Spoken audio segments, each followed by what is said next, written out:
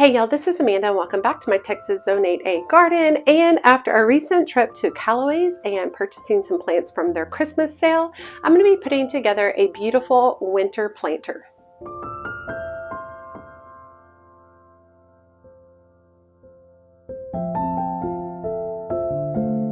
Okay, so I swung by Callaway's the other day.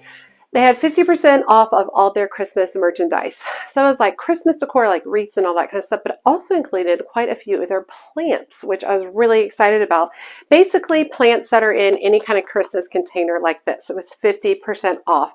So instead of grabbing like all of the red items that scream Christmas, I actually ended up picking up several items that are like a little bit more muted towards winter tones because I thought it'd be a great opportunity to make a beautiful winter planter that as soon as Christmas is over, this would be a great addition to like my kitchen table. So let's talk about the plants that I picked up. This first one is called a lemon cypress, but it's known as snow crest cypress. So it has a little bit more of like this white accent to it, which I thought was very, very cool, very different, and I thought that would be fun to try. It was regularly $20 and I got it for $10.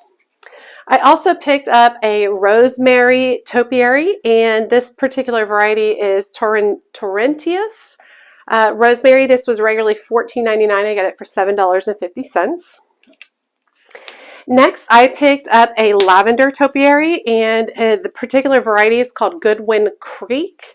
And this was regularly $14.99 and I got it for $7.50. I also picked up a fern, and this is called a frosty fern. These are really beautiful. This guy I thought was on sale but ended up not being on sale. He was with all of the other Christmas stuff, so it was a little confusing, but I paid $6.99. That was the full price for that one. In addition, I did pay full price for this dianthus.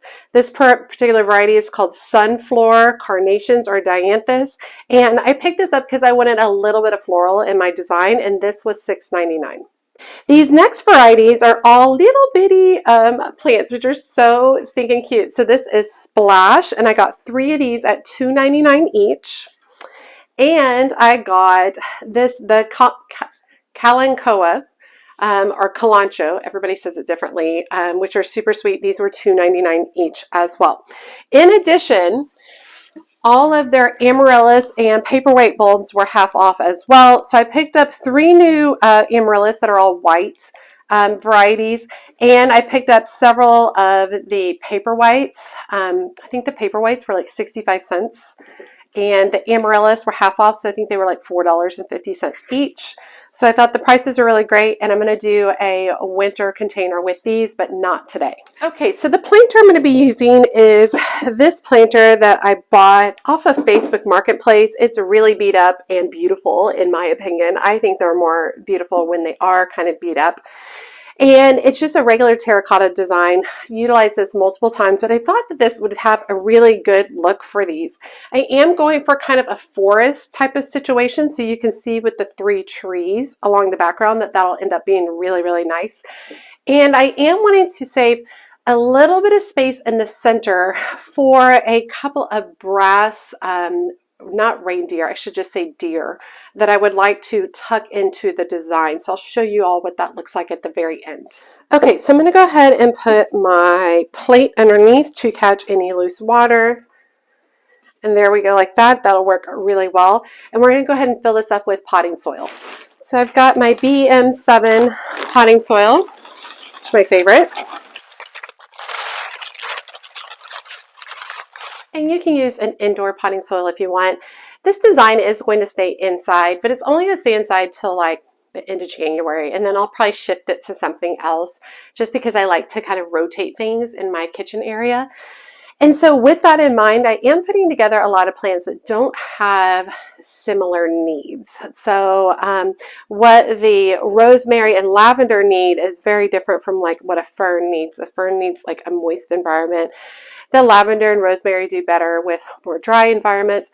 But with that in mind, I'm cool with that, because what I'll do at the end of January is I will take the whole design apart, put them in all their separate own pots, which will be really fun. Start, deciding if I want to have them outside or if I want to have them inside, and then continue to enjoy them.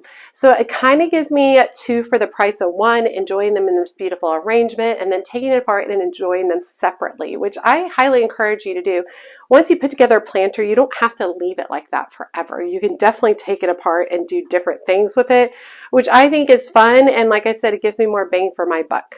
With that in mind, you can do something like leave your plants in their actual little containers if you want, especially for things like the lavender and rosemary that prefer a little bit more of a dry environment.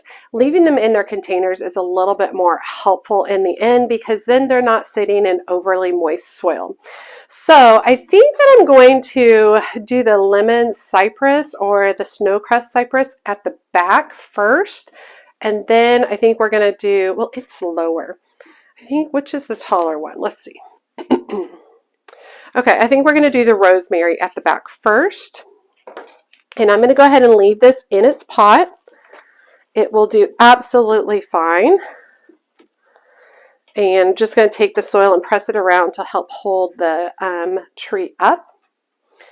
Next, I'm going to put the lavender, and I'm going to keep it in its pot as well, because like I said, it prefers more dry conditions. Now for the lemon cypress, I think I'm going to go ahead and take this guy out because its pot is much larger. And I'm going to loosen its roots up a little bit.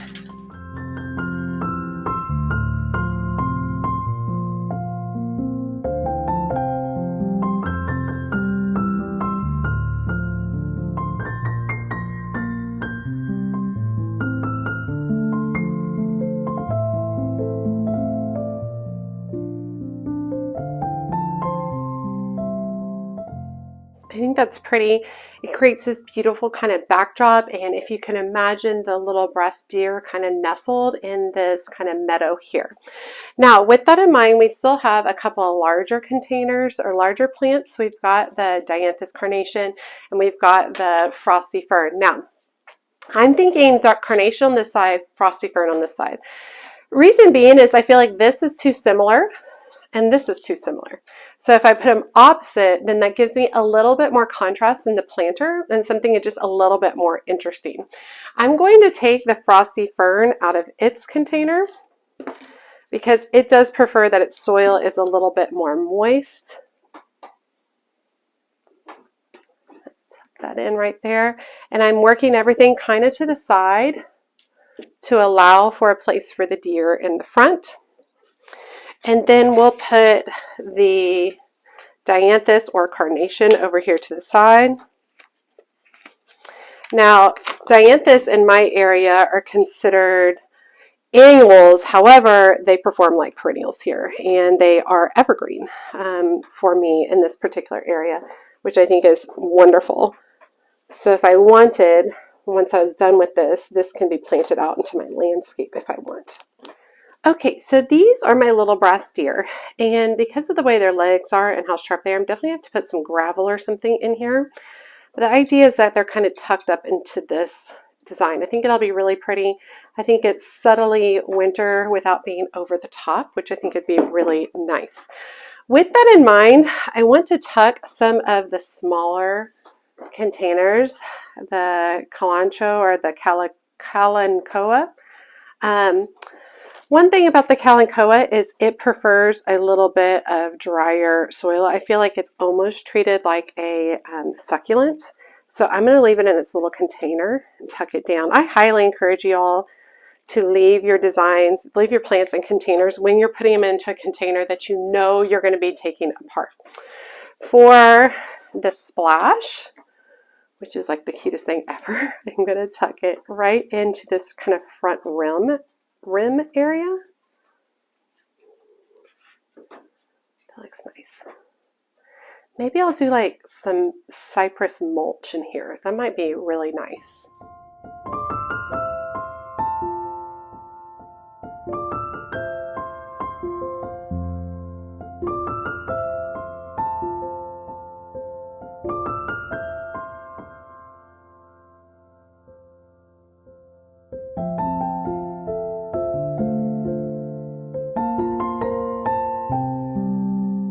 Okay, I've just got a saucer that I'm going to kind of work down into the design like this.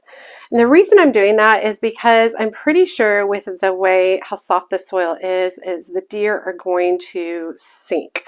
So I'm going to put this in and then I'm going to cover it with the pine or the cypress mulch. Okay, I've just got some cypress mulch. And I kind of love the lighter brown color of it in contrast with the plants over here. I'm just going to come in here, I'm going to put a nice layer. I'm going to remove any really large pieces. This will also help with moisture retention for the container. Just like that. And I'm going to get it kind of pack it down a little bit.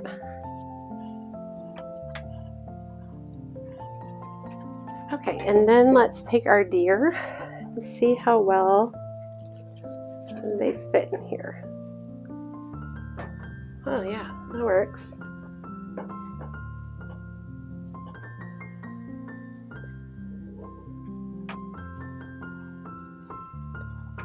Okay, I got my Lazy Susan real quick, just so I could give you guys a better like 360 without wrecking my table. Okay, so looking really good. I am going to turn it because I do have soil at the back and I want to go ahead and tuck some of the mulch in there too, just to clean up the entire design and give it a really kind of finished professional look. I love indoor containers like this. I think they're so fun. And like I said, I love the flexibility of being like, hey, I'll enjoy this for a month and then I'm going to take it apart and do something else. This kind of stuff would be a wonderful gift for someone for the holidays. Got a few more areas right over here. And you could tell them the same exact thing.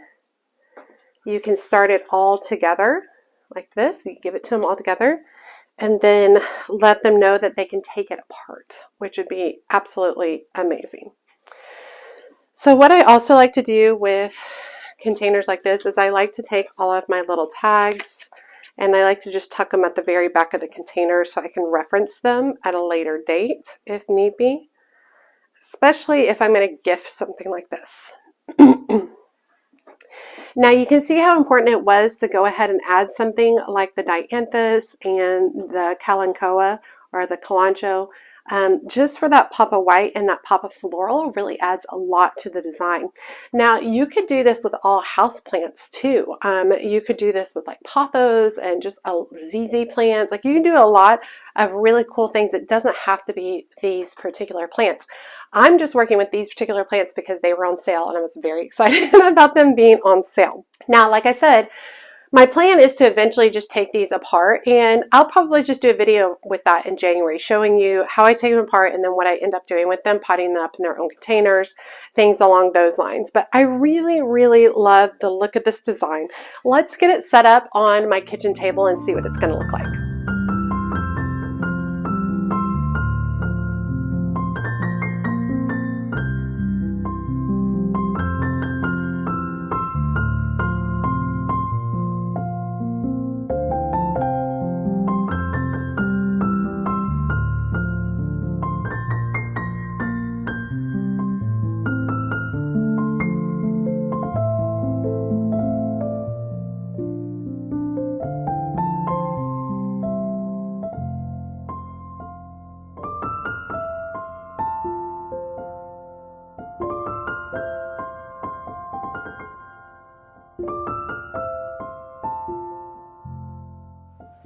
It's been a while since we've been over here at the kitchen table. If you recall, it's actually 1 year ago this week that I started working on turning the dining room space into more workspace. So it's actually been a year since we've really been over here at the kitchen table.